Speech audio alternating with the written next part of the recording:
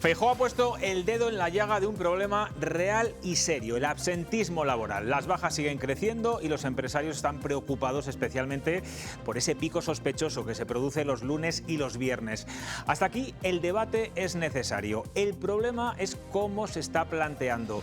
Mezclar absentismo con bajas médicas es un error de bulto y se corre el riesgo de señalar y demonizar a quienes realmente están enfermos. Una propuesta que, por cierto, ya está siendo matizada por el PP. Ahora hablan solo de bajas injustificadas. Lo que hace falta no son titulares llamativos, sino soluciones concretas, más médicos, pruebas diagnósticas rápidas e inspectores que persigan el fraude. Además, muchos convenios colectivos ya complementan el sueldo hasta el 100% durante la baja. Eso no lo puede cambiar Feijóo. Detrás de todo esto hay también un cálculo político evidente, un guiño a los empresarios vascos para intentar arañar votos al Partido Nacionalista Vasco. En cualquier caso, dejémonos de diagnósticos ruidosos y pasemos cuanto antes a las soluciones, porque el Gobierno también reconoce que este es un problema grave que hay que abordar cuanto antes. Aquí arranca Cuestión de Prioridades.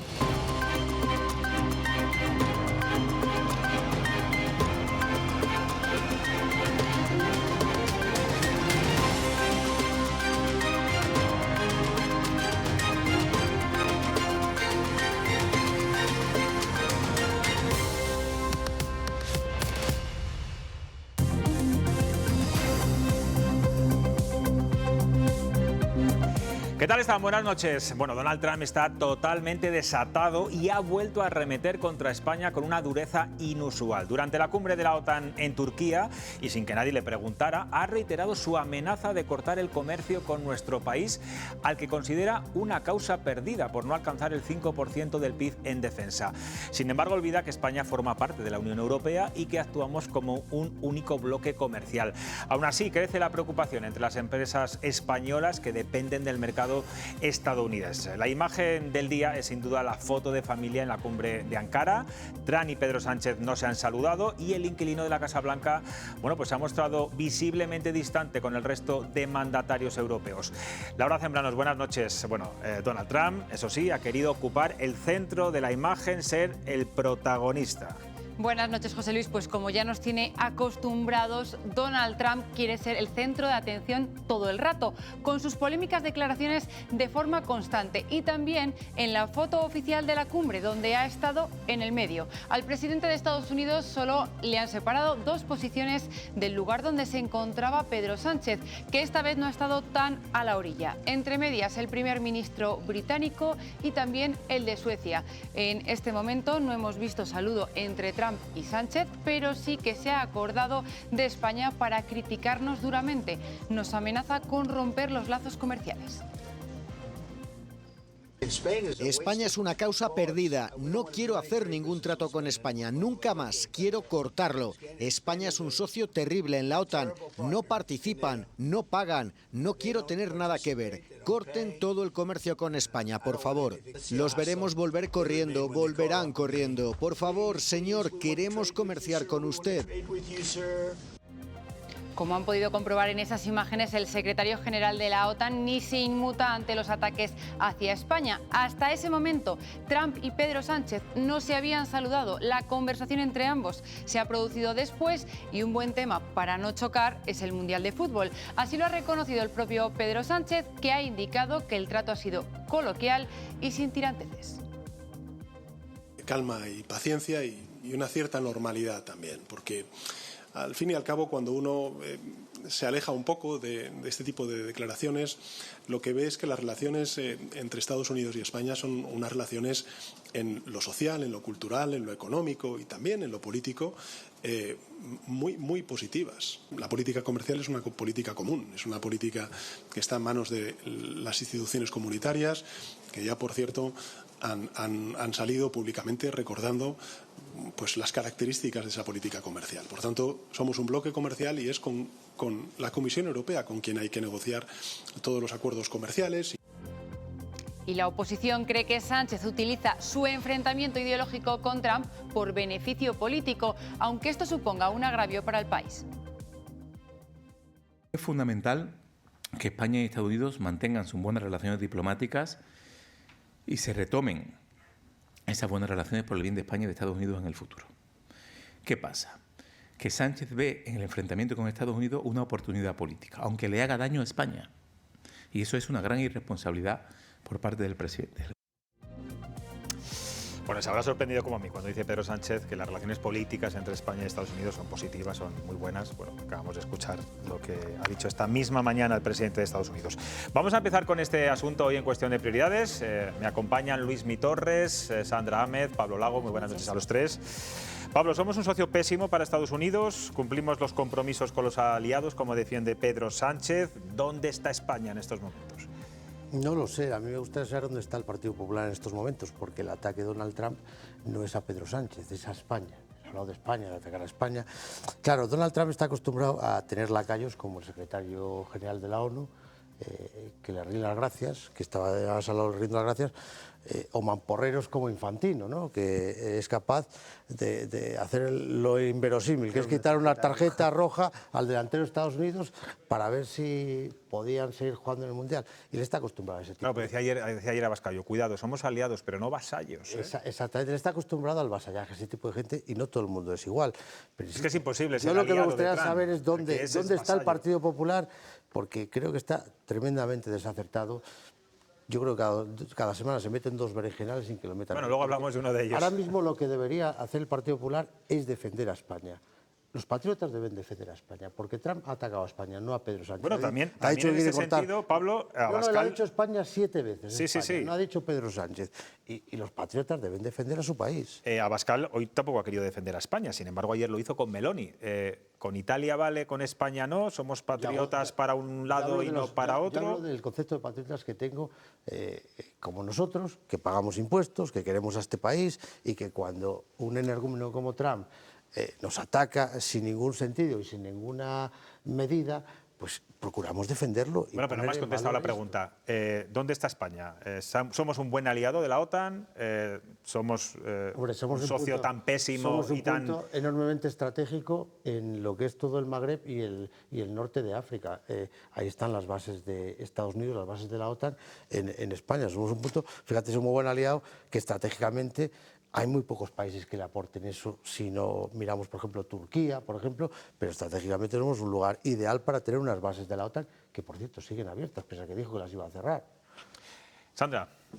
Al final tenemos que seguir de alguna manera alianzas, ¿no? Pero no una relación de dominio como quiere implementar Trump con todos los países, ¿no? Ahora la ha dado por España, pero mañana le dará por otro país. Entonces vemos como una vez más convierte una reunión internacional en un espectáculo a su servicio, por decirlo de alguna manera, ¿no? Que depende de ese 5%, ese porcentaje, esa cifra, ¿no? El debate se reduce a todo eso y creo que, adentrándonos un poco en materia, la seguridad de un país es mucho más que misiles, tanques, aviones, ¿no? Hay que hablar de sanidad pública, de servicios públicos, de energía, infraestructuras. Creo que hay muchos debates que hay que abrir y España ha sido bastante claro, no ha dicho que van a cumplir, pero que no van a aceptar de alguna forma poner esa cifra militar por encima de Estados Unidos habla todo. del 5%, España habla del 2%. Son 3 puntos, que 3 puntos porcentuales en millones de euros es una Claro, barbaridad teniendo en cuenta que para Estados Unidos es un negocio que pongamos el 5%, porque la gran industria armamentística de este planeta está en Estados Unidos. Entonces el 5% le repercute directamente a los amigos, ¿no? a los amigos de Donald Trump.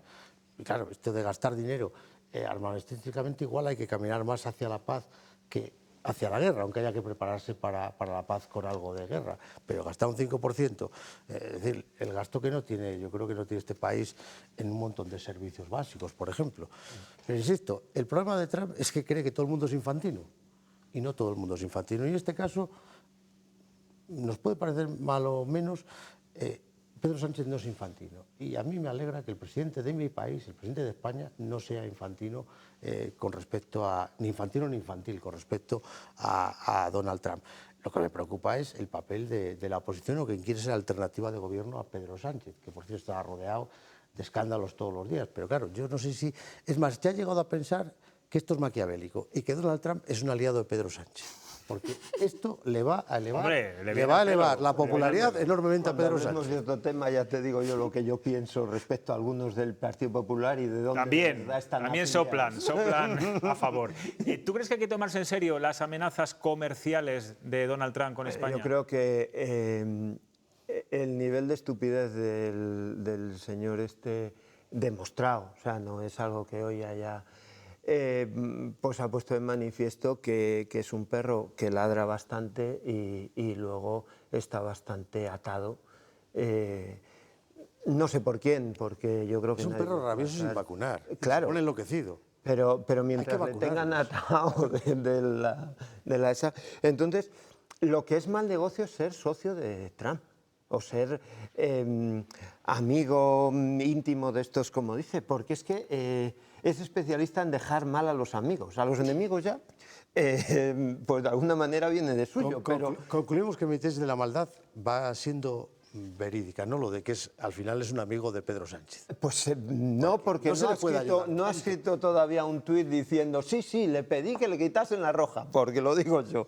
O sea, que yo creo que ahí hay otro, yo creo que es otra. Pero es verdad que a sus socios, a su gente más cercana, a Meloni, que pasaba por ser de alguna manera su portavoza en Europa, pues pone un tuit diciendo que se tiene que retirar de ella, la ha machacado, que le perseguía para hacerse fotos y que le va a poner una orden de alejamiento y cosas así. Así trata a sus amigos. Pues machacó al de X, bueno, a él. Sí, se hacían fotos con el niño. Pero sí que es verdad lo que dice Pablo, que en este momento de corrupción absoluta alrededor del gobierno y del Partido Socialista, estos ataques y estos enfrentamientos de Trump contra España y contra Pedro Sánchez, aunque no la haya nombrado directamente, le vuelven a colocar como un líder internacional. Sí, pero José Luis... Y Bendodo ayuda bastante. Que dura lo que dura esto. Escucha, también. José Luis, y Bendodo del PP ayuda bastante. Ahí te voy. Es lo que yo quería decir. Es que eso es una cuestión que aprovecha Pedro Sánchez bien, pero es porque... vamos a un símil futbolístico, porque le dejan todo el terreno de juego los del PP para no defienden a su selección, ¿no? Para que España, pueda... hay que defender a la selección. O sea, le dejan todo el terreno para que pueda capitalizar. Y resulta que Bendodo se ha puesto a defender a Infantino. Vale, pero Pablo, yo te hago una pregunta. Recogiendo ese argumento tuyo, el Partido Popular no está defendiendo bien a España. Pero es que Pedro Sánchez tampoco. Pedro Sánchez hoy no ha ido al contraataque ni al choque contra Donald Trump, todo lo contrario. ¿Pero para qué? Ha relativizado, le ha quitado importancia, paciencia, hemos hablado de fútbol. Luis, es política, el primero que tendrá que defender al país es el presidente del gobierno ante unos ataques tan furibundos. José Luis, si el contrario se equivoca, no tienes que corregirlo, tienes que dejar que se siga equivocando. Yo me parece que es una estrategia perfecta política. Lo primero, no agravar más. ¿Pero por qué crees que ha evitado la confrontación hoy con Trump? Porque, escucha, con Trump, si no evitas la confrontación, acabas con un conflicto diplomático. Porque a Trump seguramente... Es bipolar. Cambia de humor y de repente... va por otro lado. Es no, que es bipolar, que quiere invadir el Polo Norte un día y otro día el Polo Sur. Cuando la Dinamarca, hoy es España, Irán también, en fin, las barbaridades que ha dicho. Es que si no, la cumbre de la OTAN parecería la ruina de la Paloma o el corral de la Pacheca, claro. Si te pones a discutir con todos los que va él a discutir ahí todos los días... ¿Por qué lo ha hecho? Pues seguramente porque tiene alguna necesidad, después de haber llegado a un acuerdo de paz que no acaba de llegar, que digo, el estrecho, y ahora sí, y mañana no, y dentro de un rato quizá, pues imagino que tenga que buscar alguna excusa. Bien, la ha dado ahora por España. Bueno, pues oye, a Pedro Sánchez le ha venido de maravilla. ¿Qué opináis? ¿Por qué creéis que hoy Pedro Sánchez ha templado los ánimos, ha contemporizado, ha dicho, bueno, no vamos a... Yo coincido con Pablo, porque los que no son Trump son más razonables que Trump. O sea, el nivel de razonamiento de Trump es del de un niño de primaria o de un niño de estas, de clases de apoyo o cosas de estas. Entonces, si no... ¿Pero qué te ha hecho los niños de primaria? No, también es verdad. Por favor. Pues tengo a mis hijas en primaria. Sí, eso, joder. Y a veces... Sí, pero es verdad que el lenguaje que utiliza Trump es infantil. Es infantil 100%. Claro. Si ni siquiera tiene un nivel intelectual a la hora de atacar al contrincante. Yo creo que la cumbre, además, estaba diseñada precisamente, pues mira, tenemos que hacer esto, tiene que venir por aquí, vamos a darle un par de vueltas, el señor está... Son sus términos cucú, que es lo que ha empleado para los iraníes. Yo creo que conoce bien el estar cucú él, pues lo aplica. El señor está ¿Cucú es gaga? Cucú ha dicho él. Cucú. Ha dicho que los líderes iraníes están... Igual en inglés es cucú, es gaga. No sé lo que es cucú en Estados Unidos, pero a mí me suena... Apúntate a clases de apoyo. Puede ser cucurru cucú paloma y no le salía la... Pero no tenía mucho sentido incluso meterse en la confrontación cuando... El comercio exterior lo gestiona la Unión Europea y los países tampoco tienen mucho más que hacer, entonces creo que tampoco tiene mucho más se ha metido. Él ha dicho a la gente, dice, no compréis cosas españolas, no sé qué. Pero entonces, ¿dónde te vas a comer el jamón de bellota, de guijuelo, si no lo compras aquí, con lo que les gusta a los americanos? Tiene una relación económica muy fuerte Estados absurdo, Unidos y España. El planteamiento es absurdo, no lo compréis aquí. Les gusta además venir aquí a las playas de Huelva, de Cádiz, de Málaga, le gusta el jamón de tu tierra. Bueno, pero no frivolicemos tampoco, Pablo, porque es verdad que todo esto hace cierto daño y hay empresas hoy, sobre todo en sectores muy estratégicos, que dependen mucho de las exportaciones con Estados Unidos. Yo he escuchado hoy a varios empresarios que ya empezaron otra vez a tener cierto miedo o al menos cierta incertidumbre, ¿no?, de lo que puede pasar con este anuncio, que es un anuncio sentado en una silla en una cumbre de la OTAN, que quizá no vaya más, pero cuidado, porque a veces sí que cristalizan estas amenazas. Pocas veces ha cristalizado todas las amenazas. Y posiblemente, si algo enseñaron los chinos, es que cuando este valiente se envalentona y empieza a soltar tonterías, posiblemente la manera de pararle los pies es elevándole la apuesta. Y además, aunque te parezca una frivolidad, creo que en las cumbres de la OTAN y este tipo habría que empezar a hacer pruebas de alcoholemia a la entrada, el chiflo y que miren, porque sinceramente... Para ser presidente de un país de aptitud yo creo que se había venido 2 botellas de buen Vega Sicilia.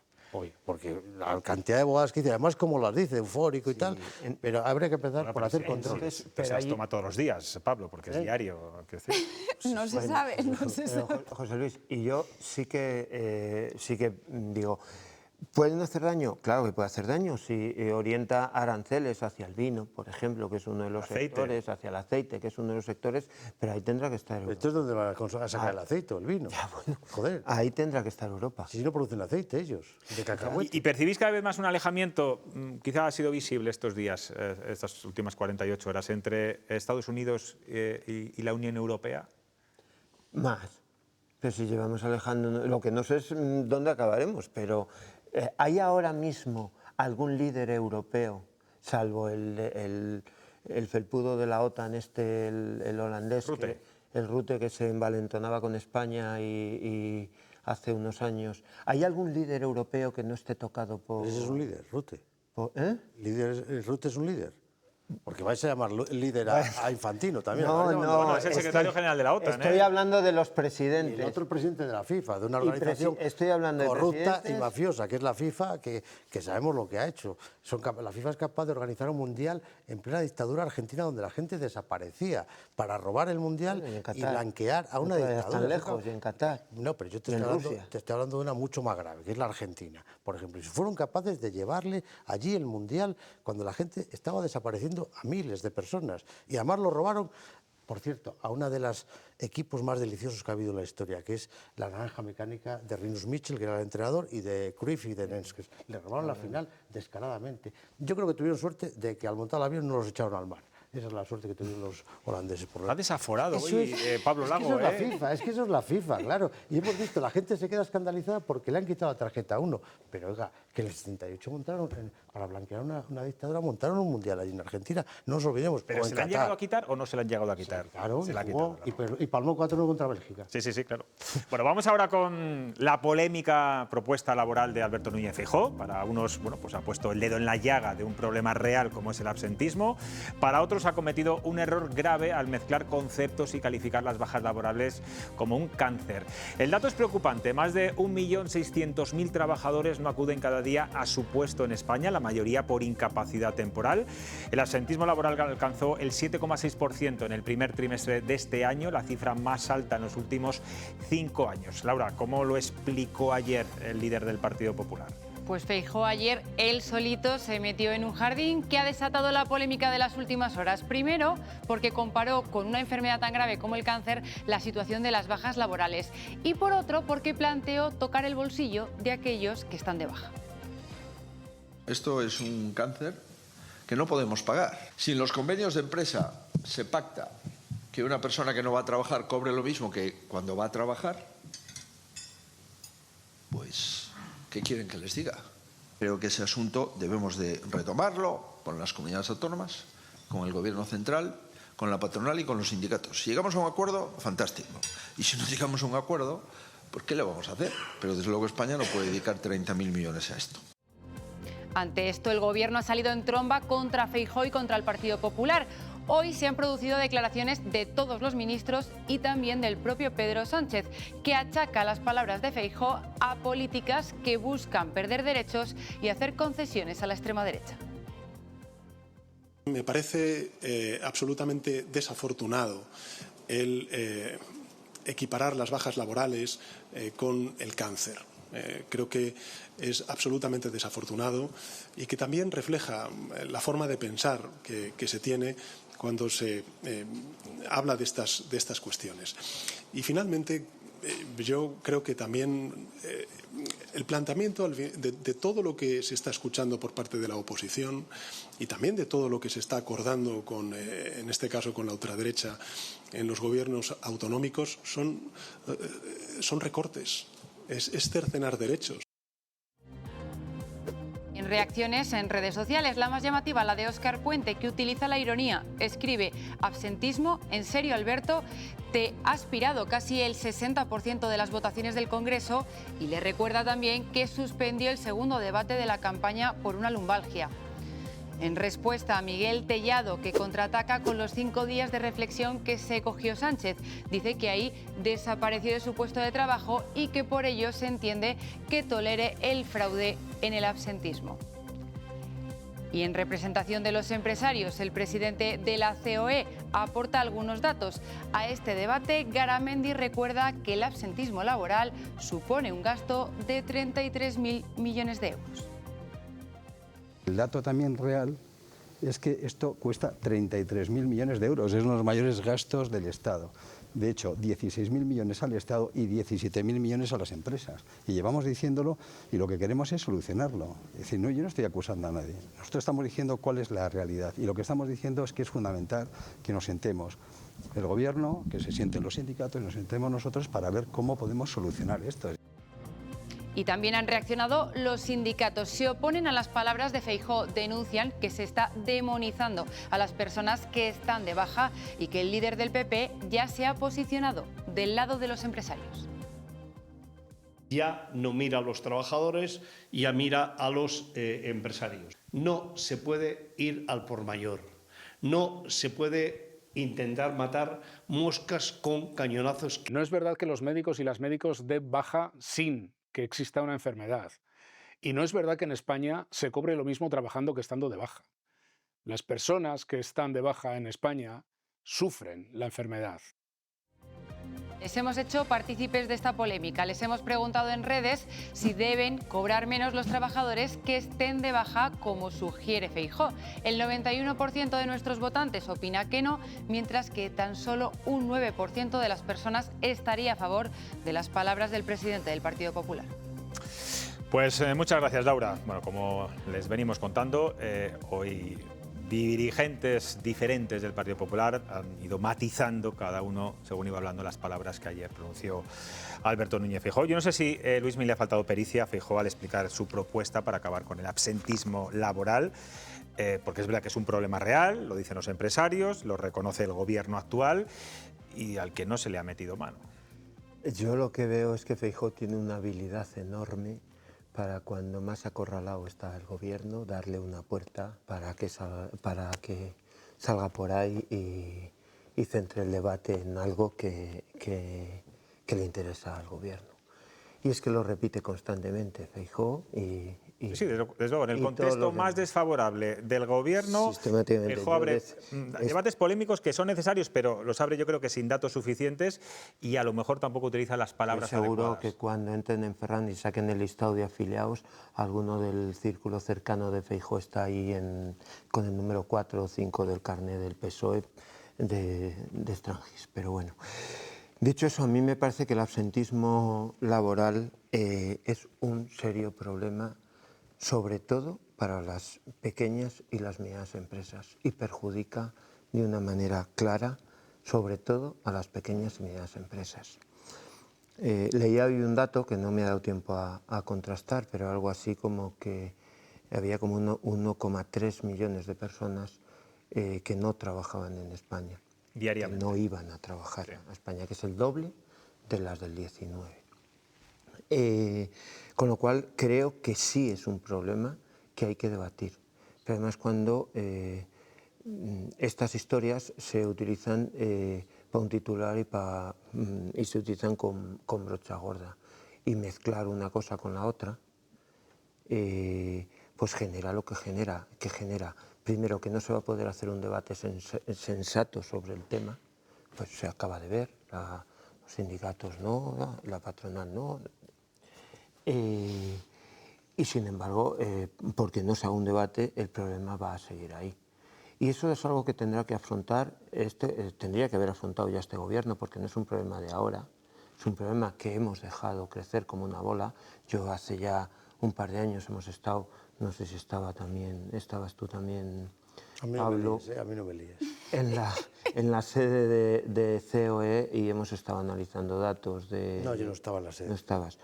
Y hemos estado analizando datos de absentismo y evidentemente es un problema. Porque la sede de COE, ¿hablas de Valladolid, de la sede? No, de Madrid. De Madrid, que es una sucursal del Partido Popular. Bueno, bien, yo con independencia de si es sucursal o no del Partido Popular, habrá datos. Bueno, y es la patronal, guste o no guste, el representante de los empresarios. Hemos visto patronales y patronales en este país, y ya cuando ves una cosa que es un... Yo sobre lo que has dicho, Luismi, vamos a ver, dices la brocha gorda, es que tú mismo le has puesto brocha gorda a todo.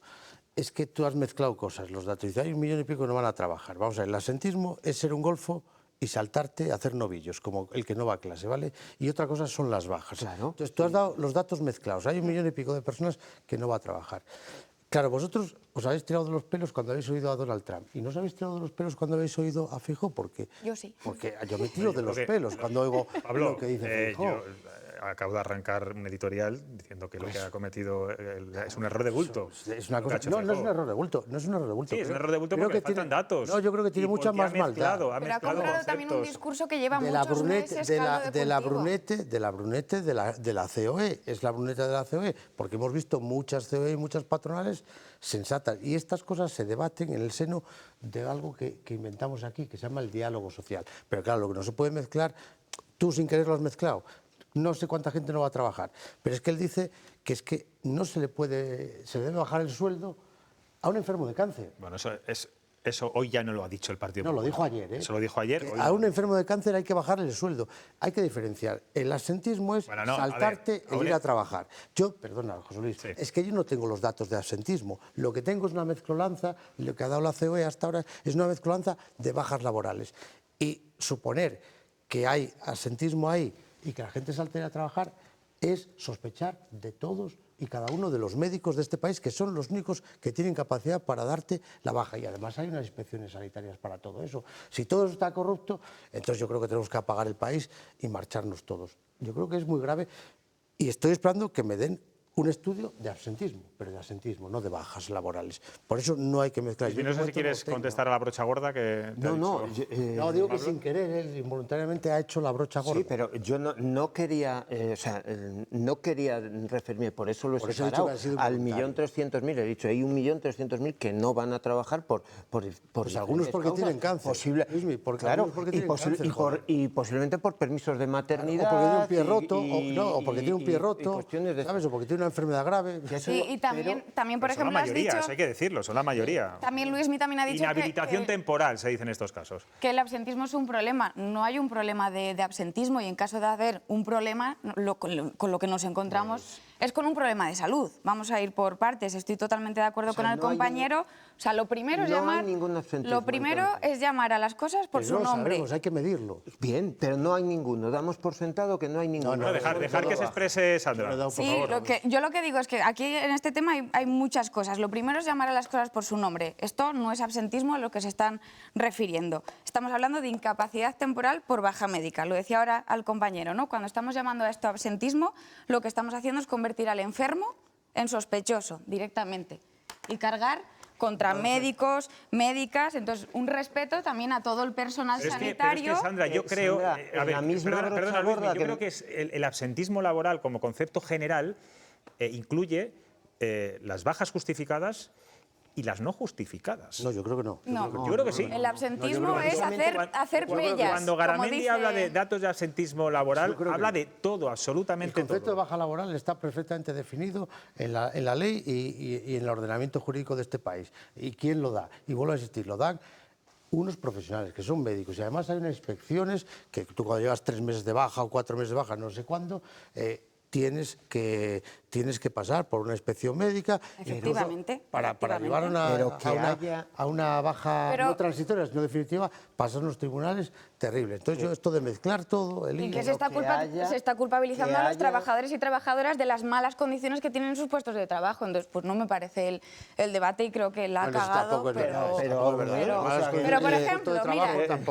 A ver, que Luismi se está poniendo malo. Vamos a ver. No quiero que le dé... No, claro, pero es que a mí se me reprocha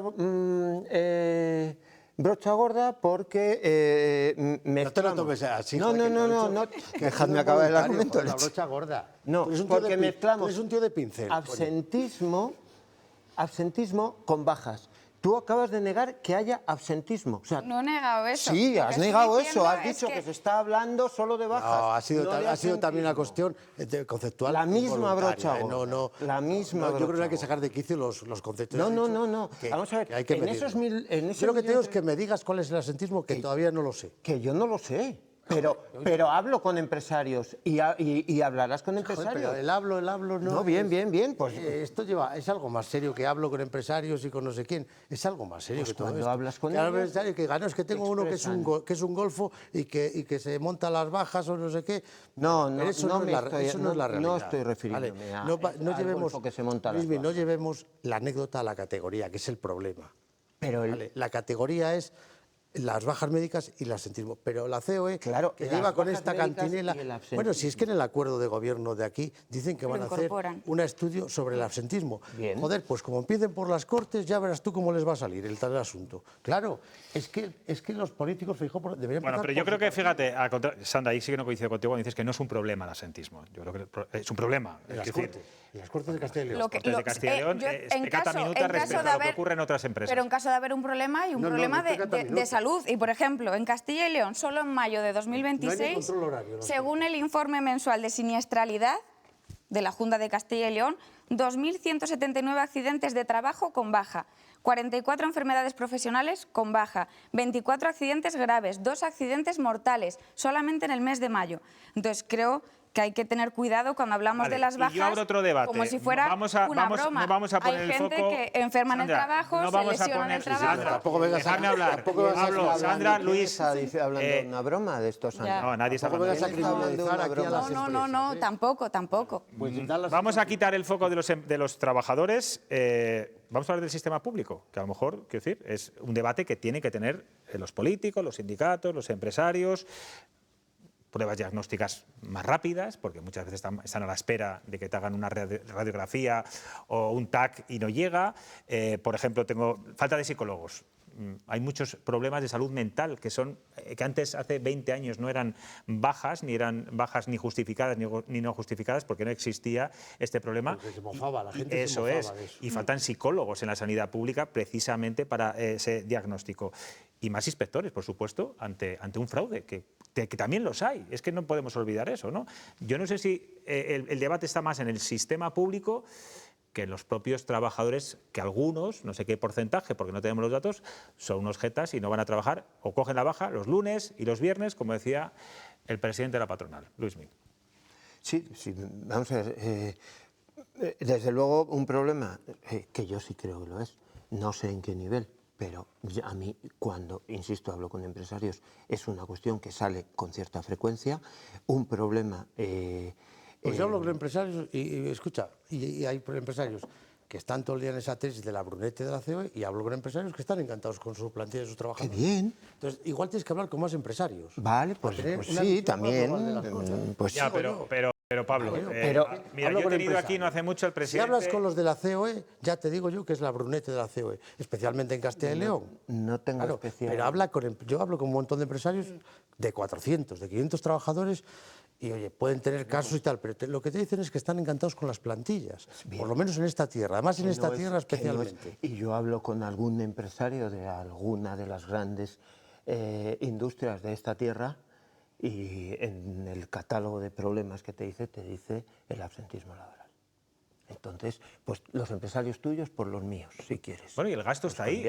El gasto te he hablado de todos, te he hablado de todos, no de unos de... Te he hablado de todos. Pero eso es la anécdota. Pero el foco también es el que dice José Luis, hay que sacarlo de un simple ámbito y abrirlo también, por ejemplo, a la sanidad pública, ¿no? Al final hay que reforzar la sanidad, se necesitan especialistas, si tú no consigues el alta médica es porque igual la cita te la dan pasados no sé cuántos días. Más controles de las propias empresas con los trabajadores que están de baja. Las mutuas están para eso. También, pero tanto del trabajador como también de esa empresa en la que igual hay muchas bajas. Es lo que dice el compañero. Hay empresas en las que están encantados con la plantilla. Puedes llamar camarada incluso. Camarada, venga. Como dice el camarada, hay empresas que están encantadas. Entonces hay que hacer el análisis por todas las partes. Y la masa laboral activa cada vez es mayor, de mayor edad.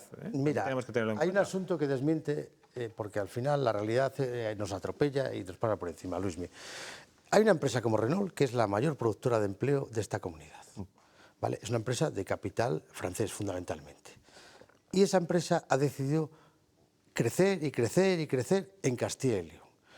No creo que sea un problema el absentismo laboral cuando ellos tienen la posibilidad de llevar los centros productivos a otras partes del mundo, incluido a Francia, y producir 5 vehículos como producimos aquí y un motor. Escucha, y esto no se lo he oído decir, no me lo estoy inventando, se lo he oído decir al primer ejecutivo de Renault en España y segundo mundial, que era José Vicente de los Mozos. Entonces, esa es una de las realidades en las que nos tenemos que fijar, que si una compañía como Renault tuviera un grave problema en esta tierra con absentismo, se llevaba la producción ahora mismo a Francia, por ejemplo. Pablo, y nunca hemos tenido tanta producción de vehículos, cinco Luismi, Pablo, más motores. Supongo que una deslocalización de ese tipo tendrá... contarán Michelin. Supongo que una deslocalización de esos tipos contarán con bastantes más factores que los datos de absentismo, los datos de bajas médicas. Ese te digo yo que es un dato fundamental. O los datos o sea, yo creo que hay otra serie de factores. Tú has dicho que en el catálogo son de los primeros, pues en una multinacional es un dato fundamental cuando estás hablando de 8.000 empleos, ¿sabes? Porque en una pequeña empresa de 20 empleos el absentismo puede ser un pequeño problema para esa empresa. No, claro que sí. En 8.000 pequeño empleos, no. Ya te digo yo que Renault no se instala aquí y sigue creciendo como lleva un montón de años. Y te voy a repetir, se lo he oído decir especialmente al segundo ejecutivo mundial de Renault. Esa es la realidad. Nos estamos inventando un problema. No, yo te digo que esa es la realidad. Nos estamos inventando un problema. Parte de la realidad. Pero hay que analizarlo y se ha pedido, por ejemplo, el impulsar un observatorio para hacer un análisis. Bueno, eso ya es para tirarnos de los pelos. Como tengo no se ha perdido, Sandra, estás equivocado. Hay un observatorio a nivel nacional que no funciona. Hay un observatorio para controlar esto. Es lo único que se hizo en este gobierno relacionado con el absentismo. No quieren hacer nada, montan un observatorio. Recuérdalo siempre. Bueno, en cualquier caso, como dice Pablo, no es un problema o se lo inventa la COE. No he dicho que no sea un problema, digo que pongamos las cosas. Entonces los sindicatos tampoco te los creas muchos porque hablan por boca del Partido Socialista. Y con esa visión tuya tan política de todo... Pero yo he dicho que me crean los sindicatos. No, te estoy preguntando, si te estoy preguntando. No, pues no me los creo, tampoco me los creo. O sea, el diálogo social... Entonces no te crees el diálogo social tan importante que acabas de decir que es. Me creo la realidad. Me creo cómo crece esta comunidad, me creo cómo Michelin, que es una multinacional gigantesca, se instala y crece aquí, como Iveco se instala y crece aquí, me creo como hay Gullón, se instala y no se deslocalice, puede montar fábrica. Hablas de grandes empresas, claro, Pablo. Pero antes hablaba Luismi de las pymes también, que son la mayor parte de las empresas de esta comunidad, donde quizá ese problema hay que empezar por atacar el problema conociendo el diagnóstico del problema. Y el problema lo conoceremos cuando tengamos los datos y veremos si la fiebre es de 37 con décimas, no sé si es así, o es de 40, como dice... Bueno, 33.000 euros acaba... ¿Y los motivos? 33.000 millones. 33.000 millones, que es el gasto casi de toda el Ministerio de Educación, decía hoy algún gurú de la economía. Pero José Luis, eso forma parte de la sanidad. Es que eso forma parte del estado de bienestar social, que ya sé que Garamendi no cree en el estado de bienestar social. Si hay que separar el grano de la paja, si es que es lo que hay que hacer aquí. Garamendi es el que dijo que le parecía mucho que un trabajador cobrara 1.100 euros. Yo sé que este tipo de dirigentes de esta patronal, de esta brunete que tenemos, quiere que la gente se muera de hambre y solo vivan unos pocos y haya esas brechas. Pero eso es el estado de bienestar social. Lo de los 33.000 millones es la sanidad, son los servicios sociales y es la educación. Y este país cree en eso. Otra cosa es que Garamendi no crea en eso. Os recuerdo que a Garamendi le parecía exagerado que ganó un trabajador en este país, ganara 1.100 euros, que le parecía una exageración. Pero entonces, ¿de qué va a vivir? Salario mínimo, hablas del salario mínimo, sí. ¿De milagro va a vivir? Joder, mínimo, claro. ¿De milagro va a vivir el trabajador? No sé. ¿No? Es que yo no sé por qué me miras a mí. Pero no, te miro a ti, giro, hablo con todo, es por hablar con todo el mundo, joder. Por mover la cabeza. Nos vamos a ir a publicidad, estoy aquí en esta cámara. A la vuelta vamos a dejar... Bueno, vamos a dejar de hablar de política, vamos a hablar de economía y vamos a hablar de temas sociales, de problemas sociales. El uso de las pantallas se ha disparado entre la gente joven y hoy vamos a tener aquí a dos expertos, a un psicólogo experto en adicciones y a la directora de Proyecto Hombre en Valladolid, porque han hecho un estudio en el que reflejan, les voy a dar solamente un dato, que la mayor conflictividad hoy en día en las familias no se da cuando son menores, entre menores con cualquier tipo de... pues de consumo de alcohol, de consumo de drogas o cualquier otro tipo de consumos de estupefacientes, sino por el uso de las pantallas del móvil. Enseguida vamos con ellos.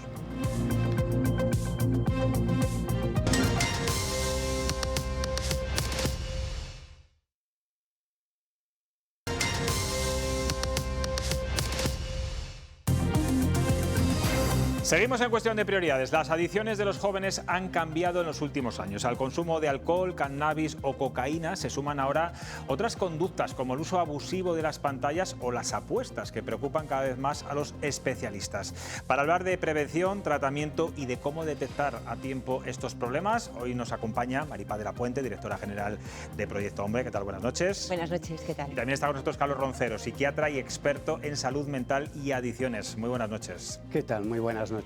Maripaz, en vuestra memoria que habéis presentado hace unos días, comparabais el fenómeno del uso de las pantallas con el consumo de drogas y llegáis a conclusiones que a mí, bueno, me parecen algunas inesperadas, pero muy interesantes, o al menos me han llamado la atención. Por ejemplo, que la conflictividad familiar entre los jóvenes es mayor en las pantallas que en otras adicciones. Sí, eso parece que proyectan un poco los estudios que hemos realizado. O sea, hay variables que debutan de manera diferente. En el uso de pantallas, por ejemplo, los jóvenes tienen un mayor nivel de inserción dentro del ámbito educativo, presentan índices también de aislamiento mayores, quizás también problemas relacionados con la salud mental, y los niveles de conflictividad y problemática dentro del entorno familiar son elevados, son mayores. ¿Son más agresivos? ¿Se puede llegar a esa conclusión? No tanto que ellos sean más agresivos, sino que el control del fenómeno ligado a un uso abusivo de las pantallas por parte de los padres genera unos niveles de conflicto dentro del entorno familiar que son muy difíciles de manejar. Doctor Roncero, la media de edad en la que se detecta el problema en el uso de las pantallas es de 13 años, 12,9 creo que era el dato exacto. Claro, es verdad que muchas familias no lo detectan por aquello de que, bueno, si mi hijo está en casa, está en su cuarto metido, está sano y salvo. Y el peligro está muchas veces en la propia habitación, ¿no? Efectivamente, el foco lo tenemos que poner no solo en estar fuera o estar dentro, sino qué hace o qué deja de hacer. Las pantallas no son ni buenas ni malas y evidentemente tenemos que educar y que entrenar a nuestros hijos para que las manejen. Pero hay que meter variables como es el tiempo en el que están involucrados, el hacer o no hacer otras actividades, y ahí, en relación a lo que comentabais, el no hacer otras actividades, no socializarse, no hacer deporte, estar metido todo el tiempo en la habitación, pues claramente es un signo que debe preocupar a las familias. ¿Y dónde suelen saltar las alarmas? No sé si me imagino que en los centros educativos, los propios profesores, por el bajo rendimiento, porque ven a muchos niños que se quedan dormidos incluso en las propias aulas. ¿Son ellos los primeros que alertan? Y las propias familias, cuando detectan índices de aislamiento excesivo, la falta de comunicación dentro del entorno familiar, la sospecha de acceso a contenidos de Internet digitales que tienen potencialmente riesgos elevados, porque a todo lo que comentaba Carlos, no solamente es el tiempo del uso, sino también los contenidos, porque la problemática ligada al uso de pantallas ha existido siempre. Siempre ha habido violencia, juego, problemas de identidad, de ansiedad, etcétera.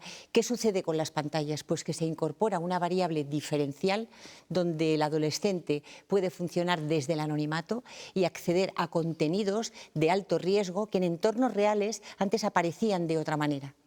Y más lentamente. Y mucho más lentamente. Claro. Es curioso, lo decías antes, en el consumo de drogas y en el absentismo y el abandono escolar, bueno, es alto, pero en las pantallas eso no se da. Los chavales sí que van al colegio, pero el aislamiento, tengo aquí la cifra, es de un 42%. Pierden las habilidades sociales, ¿no? Claro, van al colegio, pero lo que nos tenemos que preguntar es con qué rendimiento, qué capacidad de aprender, qué capacidad de modular o de manejar sus conductas, y desgraciadamente los niños, los adolescentes que están muy implicados en el uso de pantallas, apuesten, jueguen, etcétera, cuando van al colegio, digamos, lo último que hacen es procesar la información y aprender. Por lo tanto, estamos generando un problema a medio y largo plazo de fracaso escolar. Sí, sí, académico, ¿no? Digamos. ¿Cuáles son los principales síntomas, doctor, para que sepamos que nuestros hijos usan las pantallas, digamos, de forma perniciosa y peligrosa? Bueno, antes mencionábamos el tema del tiempo, que evidentemente pues, es un factor, la pérdida de otros intereses. Sí, pero es verdad, doctor, perdón que le interrumpa, que claro, nuestra generación somos los conejillos de indias en todo esto. No tenemos experiencia, nosotros no la hemos vivido cuando éramos pequeños y de repente no lo sabemos gestionar.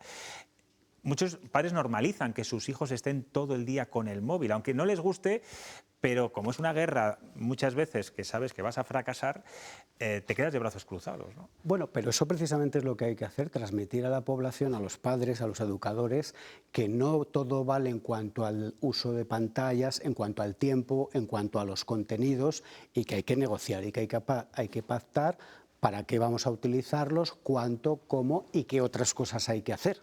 Eso es lo que, de alguna manera, hay que tener un cierto plan. No es lo mismo tampoco un niño de 12, de 14, de 16, evidentemente todo eso tiene que ir cambiando, pero dejar que espontáneamente un niño, un adolescente se autorregule es no tener conciencia de lo que es el desarrollo psicocognitivo de un niño, de un adolescente, porque ellos solos no se van a regular, porque están aprendiendo. ¿Y sirve de algo la restricción absoluta, prohibirles el móvil, quitárselo? Yo soy poco partidario del blanco o el negro. Creo que en este mundo hay que manejarse con grises y siempre, bueno, pues marcando ciertos límites por arriba y por abajo. Dicho esto, cuanto más tarde accedan los niños a los teléfonos y al mundo de Internet y al mundo de las pantallas, mejor, porque hay estudios que el cerebro, la plasticidad neuronal, las conexiones que hacemos se interrumpen o cambian cuando un niño está todo el día pues, usando estímulos visuales, pantallas. ¿Cuál sería la edad ideal? Porque es verdad que ahora mismo se está dando casi con la primera comunión, que es 9-10 años. Entiendo que es una edad tempranísima. Efectivamente, yo creo que eso hay que retrasarlo y además tampoco es blanco o negro, de tengo o no tengo. A lo mejor hay que empezar los niños, o más bien los adolescentes, manejando los teléfonos de los padres, supervisados o haciendo cosas con ellos, y a partir de bueno, pues una adolescencia, 14, 15, 16 años, es difícil marcar un punto. Hay países que están haciendo restricciones, digamos, completas.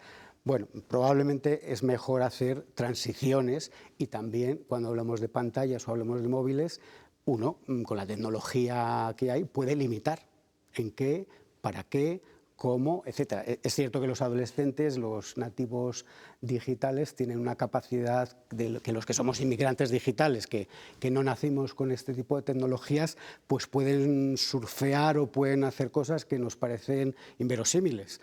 Pero bueno, también tenemos una cierta capacidad de aprender y de manejar esas cosas los padres. Es una cuestión también de resistencia, de capacidad de presión, de que los padres aguanten, ¿no? Pese a que tus hijos te estén constantemente pidiendo un móvil que mi compañero tiene, que soy el único que no lo tiene en toda la clase. Hay que resistir. Bueno, pero a lo mejor hay que hablar con los padres de los compañeritos de la clase, con las AMPAs, hay que hablar con los colegios, hay que hablar con los pediatras, y bueno, todo eso facilita. Si los padres de una clase se plantan todos, eso es mucho más sencillo. Bueno, eso sería muy interesante. Una vez detectado el problema, la Fundación Maripaz despliega bueno, pues un plan de acción. Cuéntanos, ¿cuánto dura? ¿Se tiene que involucrar toda la familia? ¿En qué consiste? Pues el plan de acción es un plan de acción familiar. Esta sería un poco la primera variable dentro de los programas que tenemos con la Junta de Castilla y León. O sea, son programas que tienen una base en la evidencia importante. Entonces, ¿qué es lo primero que hacemos? Pues primero tener un buen diagnóstico, o sea, pasar los instrumentos que ya tenemos determinados para tener una foto de qué es lo que está pasando en esta familia, ¿no? ¿Dónde está el problema? Dimensionarlo. Es habitual que los padres pongan toda la carga, la prueba, ¿no? Toda la problemática, la carguen sobre el hijo y el uso inadecuado que hace de pantallas y la violencia que está un poco incorporada a este uso, etc. Una vez que tenemos, o casi de forma paralela, es muy importante crear una alianza terapéutica adecuada, que pasa por trabajar 3 elementos fundamentales. Primero, que la familia sienta que es un espacio de protección. Segundo, que haya una conectividad emocional necesaria, suficiente. Y tercero, que seamos capaces de establecer un objetivo común. ¿Cuál es el objetivo común? Todas las familias, independientemente del nivel de conflictividad o de vulnerabilidad o de problemática que tengan, desean estar mejor. Entonces, no es difícil conveniar que estar mejor es un objetivo y trabajar con la ambivalencia, que quiere decir yo quiero estar mejor, pero no estoy dispuesto a hacer esto. Entonces, no queremos estar mejor. Para estar mejor tenemos que pasar por empezar a regular determinadas conductas. Ciertamente, la intervención directa sobre el uso de la tecnología no es algo que solemos hacer en una primera instancia. Normalmente trabajamos impulsar otros comportamientos saludables para el menor y que de alguna forma debutan como incompatibles con este uso abusivo de Internet y de las pantallas. Pues que recupere entornos de socialización, que vuelva a hacer deporte, que el apoyo escolar, porque una cosa es la asistencia al entorno educativo y otra cosa son los resultados dentro del entorno educativo, ¿no? Mejorar los niveles de comunicación familiar porque hay elevados, como decíamos al principio, elevada conflictividad y situaciones de escalada y una dificultad tremenda para manejar el conflicto y resolver las situaciones cotidianas. Y las culpas van de un lado a otro y hay un daño de fondo también que está hecho. La mayoría de estas familias tienen un nivel de sufrimiento importante. Diario, o sea, un entorno familiar donde abrir la puerta, uno piensa, a ver, ¿qué me voy a encontrar hoy, ¿no? Y qué hace, comentábamos, ¿no? Que era con unos amigos, ¿y dónde está tu hijo? Pues donde está siempre, metido en el cuarto jugando a las pantallas. Esta frase, que puede ser familiar para algunos de nosotros, incorpora cierto drama, ¿no? Una persona de 18 años, de 17, 16 o de 14, que esté haciendo no se sabe qué en un entorno aparentemente seguro como es el de la familia, algo ahí no va bien. Respecto a lo que decía Carlos, si me permites, un matiz. ¿Son menores vulnerables los que tienen más riesgo de un uso problemático de pantallas? ¿O es el uso de las pantallas lo que provoca determinadas problemáticas en los adolescentes? Parece que esto pudiera ir en el primer sentido, es decir, jóvenes tristes, con malestar existencial, con tendencia al aislamiento, con problemas de relación, con baja autoestima, con dificultades de identidad, encuentran en el mundo digital un refugio muy interesante. El Proyecto Hombre habéis apostado también por campañas como un videoclip que se titula Mejor pronto que tarde para llegar a los jóvenes. Vamos a ver un trocito de este vídeo musical y enseguida lo comentamos. Muy bien. Cada 5 minutos miras la pantalla. ¿Qué andas buscando? ¿Qué es tan importante? Si pierdes el móvil te falta el aire. Ya no eres nadie interesante. No puedes dejarlo, ya estás enganchado. ¿Y cómo ha pasado? Nuevos adictos, viejos conflictos. Nos sentimos solos, estamos perdidos. Bueno, importantísimo hablarles en su propio lenguaje para que les cale, ¿no? Totalmente, ¿no? Totalmente. Ahí tenemos equipos entrenados también en trabajar con jóvenes, que no todo el mundo pues, es capaz de llegar, de motivar y de intentar romper un poco esos círculos. Por vuestra experiencia, como psicólogo, psiquiatra, tienes esa dualidad, ¿cuáles son las adicciones que más le preocupan ahora mismo? De los jóvenes, hablamos de los jóvenes. Bueno, en los jóvenes, aparte de todo las adicciones comportamentales, lo que estamos hablando de pantallas, de uso de nuevas tecnologías de una manera inadecuada, pues tenemos que recordar las adicciones químicas clásicas. Evidentemente, pues la tríada es el alcohol, el tabaco y el cannabis en nuestro medio. En Castilla y León, pues en algunos parámetros estamos por encima de la media nacional. La percepción de riesgo que tienen los padres pues varía, no es lo mismo el cannabis que el alcohol, que el tabaco. Afortunadamente va subiendo la percepción de riesgo de los padres a la hora de informar y de intentar dirigir o de intentar coordinarse con sus hijos, pero todavía en ese punto hay mucho campo para mejorar. Claro, el alcohol, por ejemplo, que parece que se ha normalizado en exceso el consumo, lo decía usted, en Castilla y León está por encima de la media nacional en menores de edad. Nos sigue, digamos, costando asumir que es una droga con importantes consecuencias. Lo estamos normalizando entre padres, adolescentes, demasiado rápido. Bueno, históricamente pues vivimos en un ambiente en el que no era raro que los padres, los abuelos le dieran vino, le dieran cerveza a sus hijos, incluso preadolescentes. O sea, venimos de una historia pues de una gran integración y una gran aceptación del uso del alcohol por todo tipo de personas y a todo tipo de edades.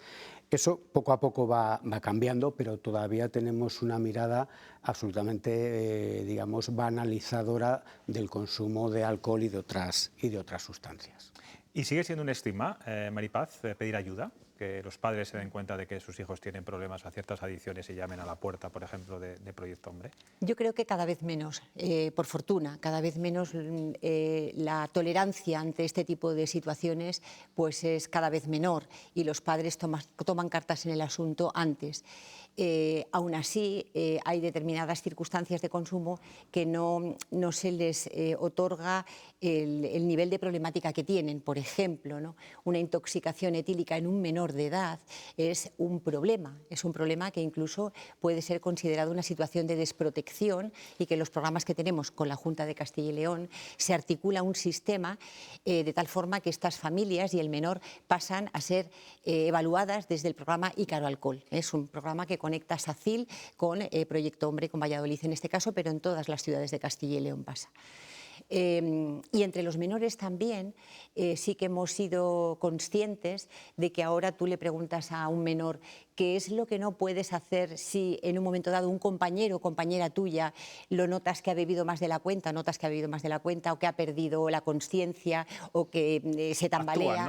Actúan enseguida. No dejarle solo, llamar a un adulto o incluso llamar a un servicio de urgencias o emergencias. Yo creo que esto es un avance, Y el lema, que es la protección del menor por encima de cualquier interés económico o político, y en los menores de 18 años no pueden beber alcohol, yo creo que esto también está calando también en nuestros políticos, lo cual es una buena noticia. Sí. Estoy pensando, por ejemplo, en mi hija, que estará viendo a lo mejor este programa ahora mismo y dirá, papá, vaya imagen que estás dando de los jóvenes, estáis estigmatizándoles completamente. No es el caso, ¿no? Que estamos hablando de jóvenes con problemas de adicciones graves, ¿no? En este caso, ¿no?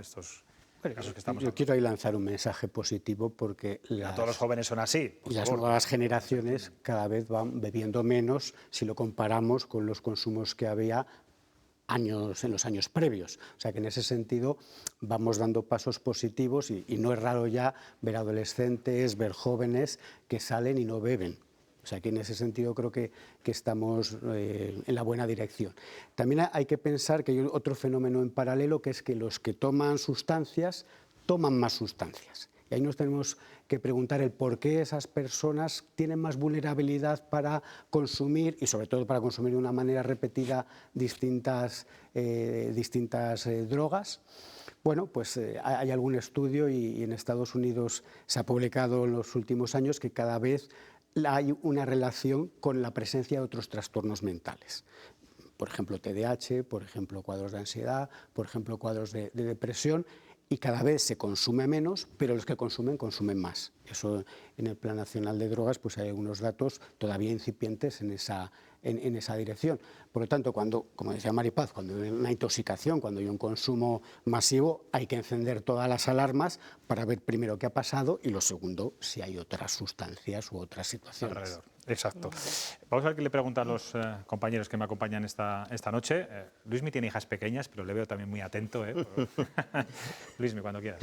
Bueno, pues casi le iba a preguntar por dos cuestiones que tienen que ver con la edad. Una es cuando la espita del problema, cuando es mayor riesgo, en qué momento, en qué edad. Yo tengo una hija de 7 años que me coge el teléfono para hacer fotos, está lleno de fotos, es decir...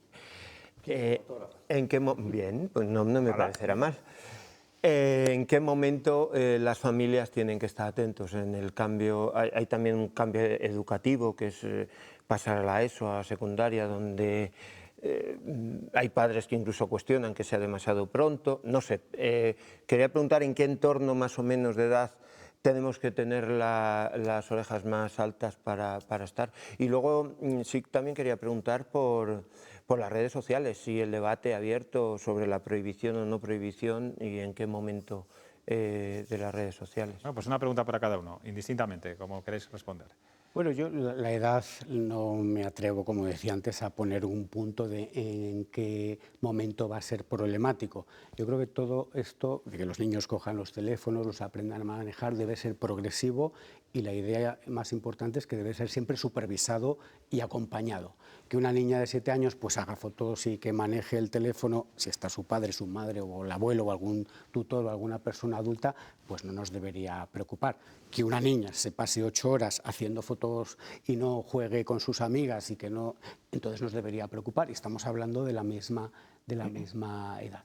Por lo tanto, yo creo que hay que plantearnos que todo debe ser progresivo. El blanco o negro, bueno, pues que en algunos países se está implementando, veremos que todavía yo creo que no tenemos datos suficientemente contundentes, veremos qué resultados provoca y también cuando hablamos de sí o no, el uso de teléfonos, el uso de pantallas, como decía antes, se puede manejar y se puede limitar. Bueno, pues hacer fotografías de animalitos o de lo que sea, pues no es problemático, pero hacer fotografías de tus compañeritos de clase desnudos o haciendo no sé qué, pues a lo mejor ya es un problema. Maripaz, el límite de las redes sociales sí. Son ilimitadas. Ilimitadas. Se habla de 16 años, pero quiero hacer un matiz pequeño, que es diferenciar uso de competencia. Entonces, el uso de lo digital, digamos, está normalizado y no hay supervisión ni en cuanto a tiempo ni en cuanto a contenidos. Pero la competencia para poder adentrarse en el mundo digital apenas existe. Es decir, nuestros hijos no han sido educados en cómo acceder a estos contenidos. Entonces, los marcos regulatorios son obligatorios. Los marcos, más allá de que las familias incorporen formas de manejar todo esto, es importante que haya marcos políticos que regulen la protección de los menores. Y se habla de los 16 años como una edad interesante para proteger, para regular e incluso una edad aún menor para impedir el acceso a redes sociales, que era un poco la pregunta que tú hacías. Pero todo esto, como bien decía el doctor Carlos, está en proceso. Y para juegos, para apuestas, evidentemente hay que plantearnos que debemos ser mayores de edad. Y eso yo creo que lo tenemos que tener todos claro. Y hay estrategias para manejarlo, si se quisiera. Sandra. Bueno, primero agradecer la labor que desarrolláis desde Proyecto Hombre, es espléndida también con los proyectos que ponéis en marcha.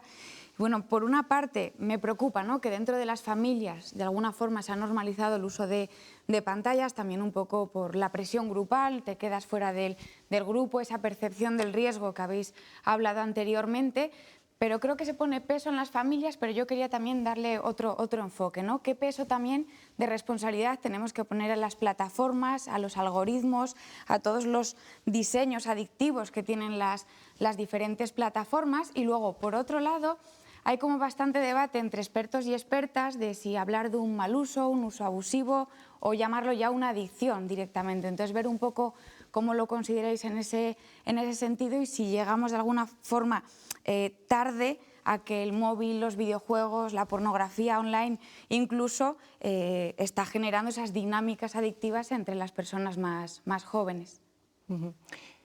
Sí. Empezando por la segunda parte, ¿no? Realmente el uso problemático de las pantallas aparece cuando da problemas. Esto parece algo de perogrullo, pero puede que el tiempo no es la única variable, aunque sí que es verdad que es una variable importante, por lo que decíamos antes, ¿no? ¿Cuándo da problemas? Cuando aísla al adolescente de su medio, cuando se invierte en los procesos de socialización, cuando aparecen situaciones de alta conflictividad y dificultades de manejo dentro del hogar, cuando abandona otros entornos saludables propios de su edad, etcétera, etcétera, etcétera. Entonces ahí hay problemas y es cuando habría que intervenir. En relación a lo que dices, es muy importante y ahí es donde hablamos ya de marcos regulatorios que están por encima un poco de los entornos familiares, ¿no? De uso, en el fondo son cuestiones de marketing. Aquí ya estamos compitiendo casi con la empresa, con lobbies, y no podemos tanto competir, es casi imposible, ¿no? Ganarlos, pero ciertamente estas regulaciones, como con el tema del alcohol. Con el tema del alcohol hay una regulación clara y fíjate lo que nos está costando cumplirla. Incluso proyectos de prevención del consumo de alcohol en menores que no consiguen salir porque hay lobbies importantes ahí que lo impiden, ¿no? Entonces, estas regulaciones políticas son absolutamente necesarias. Los intereses económicos que daño hacen a veces. Pablo. Bueno, yo lo mismo que... Yo tengo mucha confianza, mucha fe en Proyecto Hombre, que por cierto nació en mi pueblo allá por los años 80, en Fuentes Nuevas, lo montó un párroco de allí. Isaac cuando llegó la droga, ¿os acordáis de los charlines, de la Operación Nécora, aquella droga que llegaba por Cambados? Y el Bierzo era un lugar de paso y además había un caldo de cultivo muy fácil que era la gente joven que trabajaba en la minería con muy buenos sueldos y la minería pues era un lugar de trabajo duro y donde la gente luego quería liberarse, ¿no? Y no había servicios sociales ni estaba en la sanidad y a este hombre se le ocurrió montar esto para combatir. Hoy Proyecto Hombre es una cosa consolidadísima, tenéis centros en Segovia, en Zamora, que son buenísimos, yo conozco casos que trabajan de forma derecha, pero dicho lo cual, con esto de las pantallas, yo no elogio vuestro voluntarismo, pero he visto un poco de ingenuidad, porque las pantallas es una realidad que ha llegado para quedarse y que es imbatible. Y no le vamos a poner puertas a X ni puertas a Google, porque es imposible ponerle, sobre todo cuando hemos visto al energúmeno que veíamos antes, el de que atacaba a España, el de Donald Trump, por ejemplo, ¿no? Pero había una parte que yo no sé si la habéis tratado o la habéis visto, y es la parte de la seguridad, ¿vale? Que afecta a jóvenes y a mayores. Y cuando hablo de la seguridad hablo, no sé si lo habéis tratado, lo habéis analizado en el estudio o es fuente de otro estudio, hablo de los agresores sexuales, hablo de los pederastas y hablo de los estafadores. Y de ahí las principales víctimas son los más jóvenes y los más mayores. Digo, por poner el foco en todo lo que es, para mí lo más importante de las pantallas es la seguridad. Dentro del ámbito familiar, lo que haya y todas las adicciones que puedan generar, que al final... Bueno, somos adictos al móvil, yo soy un adicto al móvil, no lo puedo negar. Si me tenéis plaza, pues me la dais porque es que es así, por nuestro trabajo. Yo también, pero pregunto por eso, por la seguridad, que para mí es lo más importante. Bueno, si necesitáis ayuda, seréis bien tratados, seguro, y estamos a vuestra disposición. Bueno, efectivamente, la seguridad es un aspecto fundamental porque puede generar otros problemas, traumas, situaciones de estrés, etcétera, etcétera. Ahí, bueno, pues más que desde el punto de vista asistencial, habría que hacer una educación desde el punto de vista social y, como antes decía Maripaz, aspectos regulatorios. Seguro que si nos ponemos, o se ponen, mejor dicho, los que regulan, pues el anonimato absoluto o el anonimato permanente se podría modular o se podría romper. Jugamos, y enganchando un poco con lo de antes, probablemente las grandes compañías tienen los mejores ingenieros, los más listos, los mejor pagados, los más hábiles. Bueno, jugamos en un campo pues parecido al de la droga, que el dinero que hay es muchas veces ilimitado y las instituciones públicas o la sociedad civil pues tiene recursos limitados. Jugamos con desventaja, pero se pueden hacer cosas. Pues doctor Roncero, Marimar de la Puente, gracias como siempre, nos habéis dado muchas pistas, muchos consejos, seguramente hay muchos padres que estén en sus casas. Bueno, pues nos habéis abierto un poco los ojos y sobre todo eso, ser duros, los padres tenemos que ser duros con el uso de las pantallas de nuestros hijos. No me mires así, duros. Escucha a tu hija. Me refiero a contundente, sí, es guerra diaria, te lo decía antes. Gracias por estar aquí como siempre. Muy bien, gracias a vosotros. Nos vamos a publicidad, a la vuelta vemos Soraya Lázaro y la viñeta de Chema Nieto. Enseguida volvemos.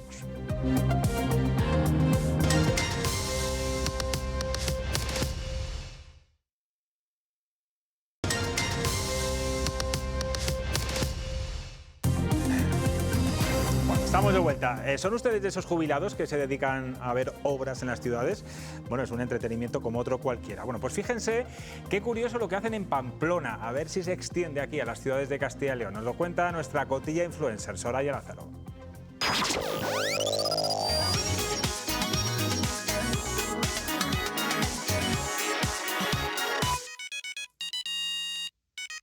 Muy buenas noches, José Luis. Vamos con esas noticias virales y curiosas. El curioso guiño de una constructora a los mayores que observan las obras en Pamplona. En varios huecos de la valla hay frases típicas españolas. Algunas de ellas son: menos mirar la obra y más el pastillero, que alguna te has dejado de tomar hoy.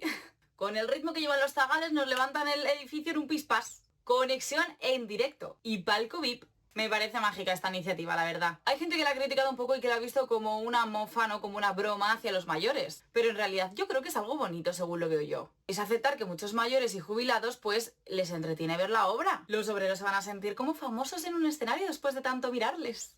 Continuamos. China ya no enfría aire, enfría el edificio. Usa una lluvia sin gastar electricidad. Lo que hace es enfriar edificios con un sistema de pulverización del agua en los tejados. La evaporización reduce la temperatura y el uso de aire acondicionado. Y el sistema ayuda a ahorrar electricidad en tiempos de calor. Funciona mejor en climas secos que en zonas húmedas. Es una alternativa para mejorar la eficiencia energética de los edificios. Como siempre, China llevándole años de ventaja a todo el mundo.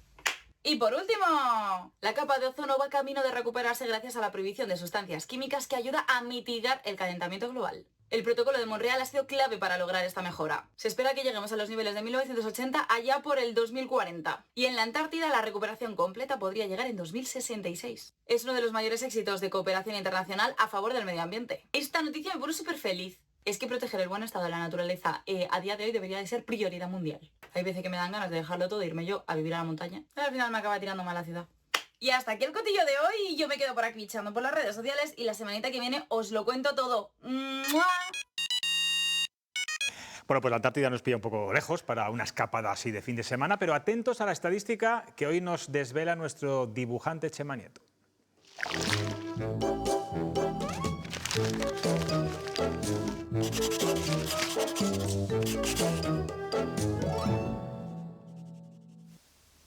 Estos tiempos de inquietud necesitan mucha luz. Según las estadísticas de una compañía de seguros de viajes, el 24% de los castellanos y leoneses hace por lo menos 4 escapadas al año. Somos líderes en turismo nacional. Yo creo que estas estadísticas se quedan cortas. Yo viajo mucho más. Ahora, por ejemplo, mentalmente estoy en las Merindades. Y ahora en el Valle del Tietar. Y ahora en el lago de Sanabria. Mira, 3 viajes en unos segundos. Porque el verdadero viaje es interior. Más luz en cada rincón de Castilla y de León. Bueno, es que somos una comunidad interior, ¿eh? Más barato nos sale. Pablo, ¿vas mentalmente mucho al Bierzo, a Ponferrada, todos los días o no? Constantemente. Y ahora mismo estoy en el Bierzo. Ya te notaba yo que no estabas en cuestión de prioridades. País encantado. Estás un poco fuera. A Horcajo de las Torres también, diariamente intentas... Sí, pero yo el sábado voy al Bierzo físicamente. Fíjate. Y Sandra, tu pueblo. Pronto a la Robla también, sí. Bueno, en cualquier caso, 4 escapadas al año hacéis, ¿no es de más? Bueno, igual Pablo... ¿De qué duración? Claro, igual es que una escapada puede ser ir a mi pueblo y volver, claro. Claro. Las escapadas turísticas, ¿no? Bueno, son 24% de los castellanos y leoneses hacen 4 escapadas al año, lo cual me parece muy bien. ¿Sí? Me parece mucho, también. Es una escapada. Yo no he bueno, capaz de fin de semana irte al pueblo. Si es, entiendo que es gastarte ejemplo, los dineros. Por ejemplo, Luismi, que yo haciendo mentalismo fijo ya está en el Bierzo. Con el mentalismo que le he hecho, llevo en el Bierzo desde la Semana Santa. Bueno, pues viajemos por Castilla y León, que tiene parajes, municipios, pueblos, lugares maravillosos e inabarcables. Y gentes, eso es, Pablo, y gentes. Luismi, Sandra, Pablo, hoy 2 leoneses y un abulense, fíjense lo que tenemos. Y uno de Ponferrada. Y aquí el Salmán. Muchas siempre gracias, le quiero pedir gracias. Mañana nos volvemos a ver a las 10:30 de la noche. Descansen y disfruten. Adiós.